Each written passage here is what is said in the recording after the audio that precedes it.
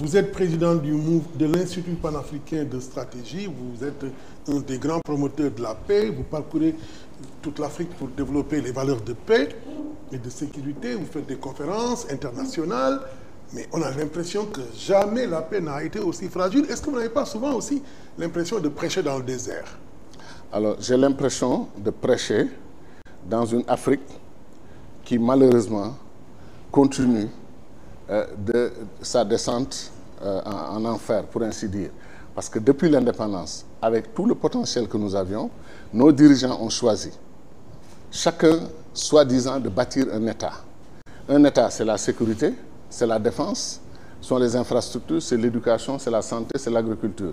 Quel État africain a relevé ce pari depuis 55 ans, 56 ans? Pratiquement aucun. Quel État africain a atteint l'émergence comme la Corée du Sud, qui était au même niveau de développement que nous en 1960? Au début des années 70, la Malaisie a envoyé des délégations en Côte d'Ivoire pour dire aux Ivoiriens, nous vous admirons, nous voulons être comme vous. Aujourd'hui, vous voyez la situation, comment elle s'est inversée. Donc c'est pour dire que parce que nos États ont fait ces choix-là, nous nous retrouvons non plus dans des conflits avant entre États, c'est-à-dire des guerres entre pays, etc. Les conflits sont pour l'essentiel internes et se mènent toujours autour de la bataille du pouvoir et des institutions. Et il y a tellement de contradictions. Le système colonial, en nous quittant, en anglais on dit des booby traps, c'est-à-dire ils ont posé des pièges, de petites bombes, des mines, etc. qu'ils ont laissées, ils sont partis. Et on s'est retrouvé dans le Sénégal, la Casamance, le Mali avec l'Azawad, la Centrafrique a failli se scinder en deux pays, le Soudan, ils sont même venus dire que la solution c'est de couper en deux. Et avant le Nigeria et puis... Voilà. Donc la déstabilisation de l'Afrique est inscrite dans les gènes du système qu'on nous a laissé. C'est à nous, Africains, de dépasser ce système et de le battre en brèche. C'est pour ça que je suis virulent contre ceux qui prétendent qu'on peut organiser la renaissance africaine voulue par Nkrumah, voulue par Cheikh Anta Diop, voulue par Cabral, par Sankara, qu'on peut réussir cette renaissance africaine en restant en l'état actuel. C'est quand même honteux que des gens qui n'ont pas plus de ressources humaines que nous, qui sont très loin des ressources naturelles que nous avons. La Corée du Sud, 70% du territoire n'est presque pas utilisable. C'est un pays pétrolier aujourd'hui qui n'a pas une goutte de pétrole. Parce qu'ils ont su, avec la science et la technologie, fabriquer des usines pour traiter le pétrole et le vendre. Vous êtes en train de nous dire, M. Gadio, qu'il faut d'abord les conditions de paix avant de parler de paix. Mais quelles sont ces conditions? Cheikh Anta Diop l'a dit, la sécurité précède le développement, les gens ont ri. 73, quand l'Afrique du Sud a eu la bombe atomique, vous étiez là, l'Afrique du Sud a eu la bombe atomique, Cheikh Anta dit, permettez-nous, dirigeants africains, qu'un groupe de scientifiques africains dote l'Afrique de l'arme nucléaire parce qu'il faut se défendre, parce que la sécurité précède le développement. Lui, Nkrumah et tous les autres, vous fouillez leurs textes, vous voyez qu'ils avertissent l'Afrique que nous avons tellement de richesses dans ce continent que dans 40 ans, dans 30 ans, l'Afrique sera un théâtre de guerre partout, avec des conflits, des crises, parce que les contradictions du monde vont se rencontrer en Afrique. Est-ce que le problème aussi, ce n'est pas l'attitude de deux poids, deux mesures de la communauté internationale? Parce qu'un coup d'État, il peut être de deux ordres. Il peut être un coup d'État militaire, comme il peut être un coup d'État constitutionnel. Alors, ne faudrait-il pas mettre au même niveau de sanction un coup d'État militaire qu'un coup d'État constitutionnel? Est-ce que ce n'est pas l'attitude même de la communauté internationale qu'il faudrait réviser par rapport à cette question-là? Je suis d'accord. Maintenant, la réflexion sur les coups d'État devrait peut-être aller un peu plus loin. Qu'est-ce qui, en Afrique, fait que quelqu'un peut penser, peut se réveiller un matin, prendre ses amis et aller prendre le pouvoir? Quelle est cette faiblesse de nos institutions depuis plus d'un demi-siècle qui fait que cela semble possible à certains jusqu'à présent? Comment un chef d'État qui dirige son pays et qui s'est engagé à respecter ses deux mandats, comme dans le cas du Burundi, qui est une véritable tragédie africaine. Et moi, j'ai des difficultés de comprendre nos amis de l'Union africaine. L'Union africaine, apparemment, n'a pas de solution à la crise burundaise. Et vous savez que le Burundi envoie des milliers de soldats en Centrafrique, en Somalie, pour servir l'Afrique. Et l'Afrique maintenant a voulu envoyer 5000 hommes pour venir dans son pays régler sa crise interne. C'est-à-dire que c'est tellement difficile à comprendre. La logique qui est derrière tout ça. Vous savez que l'envoi des troupes, c'est du business un petit peu, hein, aussi bien pour la hiérarchie militaire que pour les petits soldats. Ouais, c'est évident. C'est que moment, la question que je pose, un pays vous prête 5000 hommes à envoyer dans un autre pays et vous lui dites que je vous enverrai 5000 hommes pour venir pacifier votre pays. Parce que l'arrière-pensée est typiquement monétaire. Non, c'est que l'Afrique a renoncé à quelque chose de vital dans la gestion de la paix, c'est ce qu'on appelle la prévention des conflits. Vous voyez venir pendant 2 ans un chef d'État annoncer que ce n'est pas lui, c'est le peuple qui est en train d'organiser une pétition. Parce que le peuple l'aime tellement. Le peuple commence à pleurer parce que son mandat va se terminer dans 2 ans et qu'il va partir malheureusement. Mais lui, il tient à respecter sa parole. Il tient à respecter ses engagements. On voit ça, on ne lève pas un petit comité de sages pour aller voir ce chef d'État. Le président du Burundi, je pense que si un bon travail a été fait, ce monsieur a quand même aidé à stabiliser son pays. Il faut comprendre qu'il est jeune.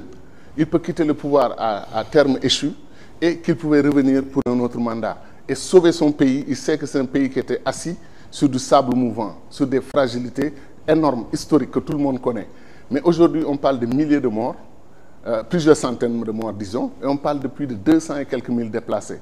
Pourquoi? Parce que quelqu'un a voulu rester au pouvoir par tous les moyens. Que font les Africains par rapport à ça? Est-ce que c'est le droit de non-ingérence là qui est battu en brèche ici?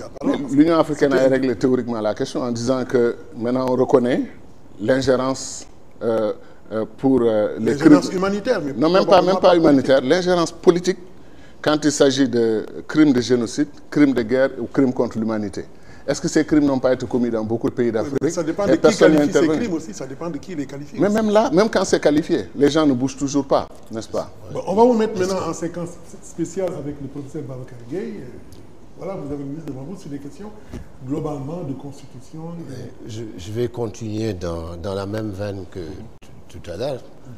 Est-ce que la solution, parce que vous êtes en train de parler de chefs d'État qui font leurs 2 mandats et qui veulent rester encore, ce qui crée des situations conflictuelles dans beaucoup de pays. Vous avez évoqué le Burundi. Est-ce que la solution ne consisterait pas à faire en sorte que dans la plupart de nos pays, nos constitutions prévoient un seul mandat?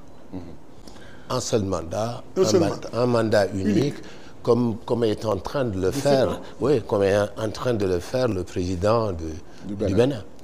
Alors, à situation exceptionnelle, solution exceptionnelle ou proposition exceptionnelle. Je crois que le président Talon a voulu régler un problème. Il l'a réglé. Il a proposé de faire un mandat parce que c'est un homme d'affaires qui a travaillé très dur pour accumuler ses ressources et il ne peut pas les perdre en restant dans la politique plusieurs mandats. Moi, je connais des partisans à lui et j'ai beaucoup d'estime pour lui, on se connaît un peu. Je pense que a fait l'université de Dakar dans la faculté de sciences. Absolument. Peut-être que s'il était dans la logique de faire... après, ils vont faire une réforme, je crois, de leur constitution pour essayer d'institutionnaliser le mandat. Ils ont mis en place la commission. Mais je crois qu'un mandat unique de 7 ans, tel que proposé par beaucoup, moi, honnêtement, ce que j'ai vu comme expérience en Asie et ailleurs de développement, il est rare qu'en Afrique, un individu prenne un mandat de 5 ans, prenne 2 ans pour apprendre à faire fonctionner un gouvernement et un État, travaille 1 an et demi et l'opposition se lève pour l'engager en campagne. Vous savez qu'au Sénégal, on a le malheur, je dis bien le malheur, de commencer la campagne de 2019 tout de suite. 3 ans, les Sénégalais vont vivre sous le tintamarre des politiciens qui vont nous empêcher de travailler, de nous concentrer sur l'essentiel. Et malheureusement, le pouvoir en place prend une grande part de responsabilité dans cette démarche. Vous voyez toutes les affiches là qu'on a placardées partout, du président de la République, photogéante, petites photos, etc. Ce n'est pas dans l'intérêt de notre pays de quitter un référendum qui a été amer, qui a laissé beaucoup de traces négatives dans ce pays, pour engager tout de suite une bataille avec bypass des législatives pour aller vers les présidentielles. Les Africains, à mon avis, n'ont pas encore réglé la question du pouvoir. Moi, j'aurais commencé par réussir la bataille des 2 mandats. Et ensuite, comme des pays comme le Mexique qui pratiquent le mandat unique, d'autres pays qui ont réglé les fondamentaux du développement. Pour que chaque dirigeant qui vienne, il a 7 ans, il n'a pas de souci de mandat de réélection ni rien.